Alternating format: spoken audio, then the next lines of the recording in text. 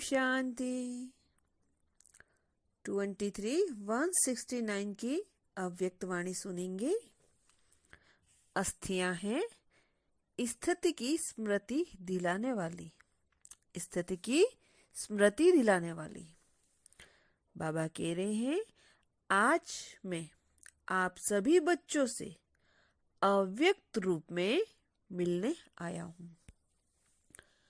जो मेरे बच्चे अव्यक्त रूप में स्थित होंगे वही इसको समझ सकेंगे।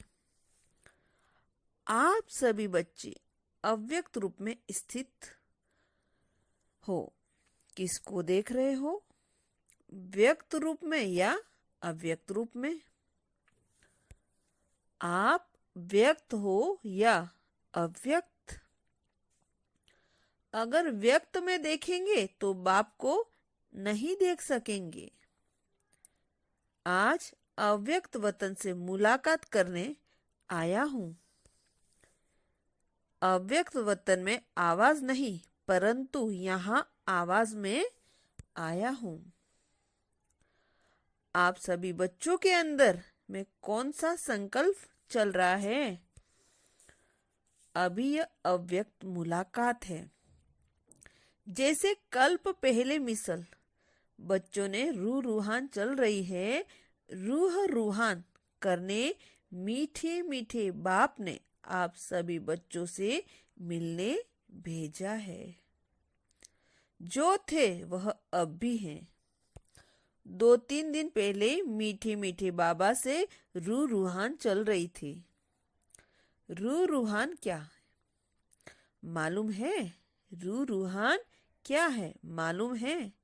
बाबा ने बोला, वतन का अनुभव करने के लिए तैयार हो? क्या जवाब दिया होगा? यही कहा कि जो बाप की आज्ञा जैसे चलाएंगे, जहां बिठाएंगे, जिस रूप में बिठाएंगे। बच्चों के अंदर यही संकल्प होगा कि बाप दादा ने छुट्टी क्यों नहीं ली। बाबा को भी यह कहा। बाबा ने कहा, अगर सभी बच्चों को बिठाकर छुट्टी दिलाऊं तो छुट्टी देंगे। आप भी बच्चों को देख, सर्विस को देख, बच्चों के स्नेह में आ जाएंगे। इसलिए जो बाप ने कराया वही ड्रामा की भाभी कहेंगे। व्यक्त रूप में नहीं तो अव्यक्त रूप से मुलाकात कर ही रहे हैं। सर्विस की वृद्धि वैसे ही है, बच्चों की याद वैसी ही है, लेकिन निरंतर यह है कि वह व्यक्त में अव्यक्त था और यह अव्यक्त ही है। जो नयनों की मुलाकात जानते होंगे वह नयनों से इस थोड़ी सी मुलाकात में अपने प्रति शिक्षा डायरेक्शन ले लेंगे। आप सभी को वतन में तो आना ही है। बच्चों से मुलाकात करने के लिए हर वक्त हर समय तैयार ही रहते हैं।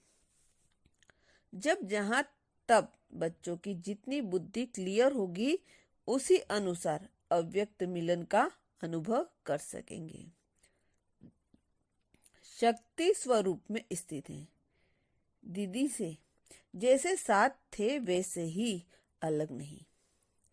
अभी शक्ति स्वरूप का पाठ प्रत्यक्ष में दिखाना है। जो बाप की शिक्षा मिली वह प्रैक्टिकल में करके दिखाना है। शक्ति सेना बहुत है, अभी पूरा शक्ति स्वरूप बन जाना है। अभी तक बच्चे और बाप के स्नेह में चलते रहे। अब फिर बाप से जो शक्ति मिली है वह उस शक्ति से औरों को ऐसा शक्तिवान बनाना है। वही बाप के स्नेही बाप से साथ अंत तक रहेंगे। अभी मीठे मीठे बाबा दृश्य दिखला रहे हैं। आप सभी बच्चों का आप स्थितियां उठा रहे हैं। स्थितियों को नहीं देखना, स्थिति को देखना है। यह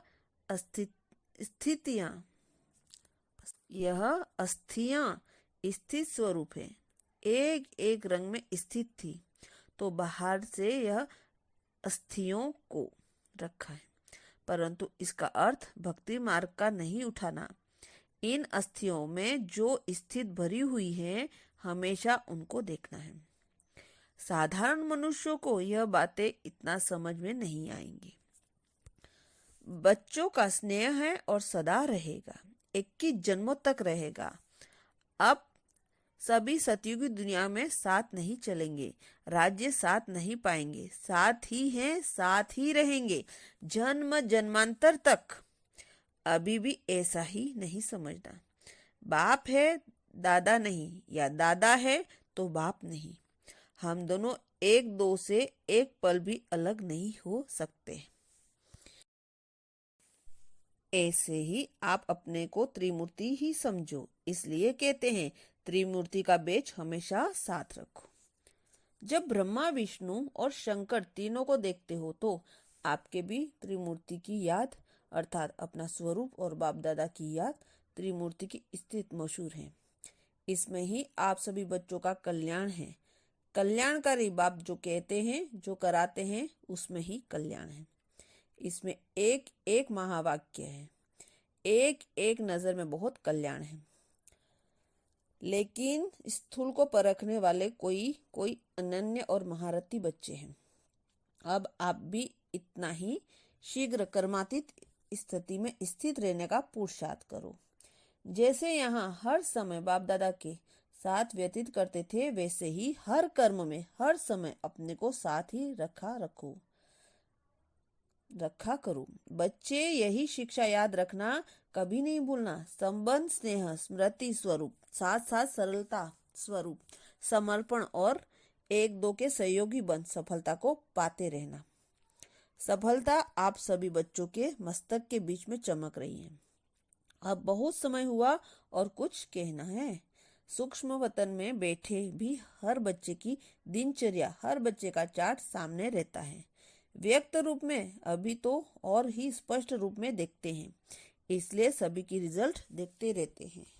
जितना अव्यक्त स्थिति में स्थित होंगे, उतना उसी अव्यक्त स्थिति से कर्मेंद्रियों द्वारा कर्म ऐसा होगा जैसे श्रीमत राय दे रही है। यह अनुभव बच्चे पाएंगे। अब अपनी व्यक्त स्थिति में आधार से ऐसा काम करना है जैसे श्रीमत के आधार से हर काम होता रहता है।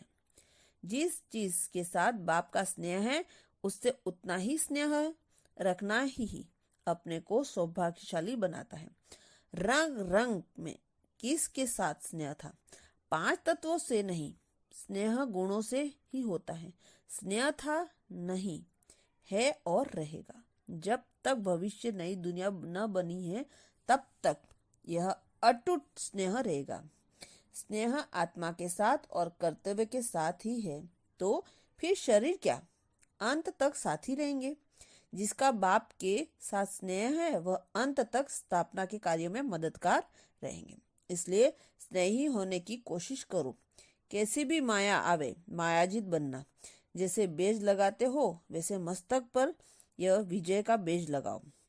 मधुबन का नक्शा सारे वर्ल्ड के सामने म्यूजियम के रूप में होना चाहिए। अविनाशी भंडारा है, इसका और भी ज्यादा शो करना है। जैसे सभी बच्चों पत्र लिखते थे, वैसे ही लिखते रहना है। जैसे डायरेक्शन लेते थे, वैसे ही लेते रहना।